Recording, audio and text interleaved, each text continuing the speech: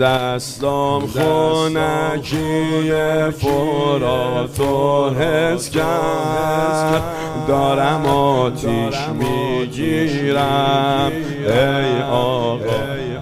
این دستا دیگه به دردم نمیخور، بذار بی دست بمیرم ای آقا.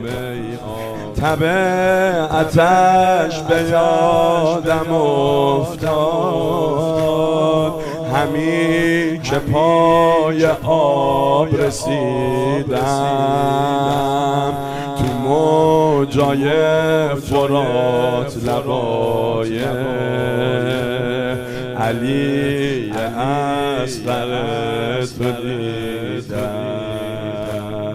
امیدم و ناامید کردن، زدن مشک و جلو چشمم،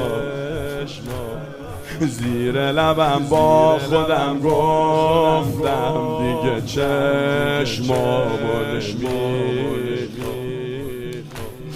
صدای لالایی از خیمه به گوشم میرسیدم،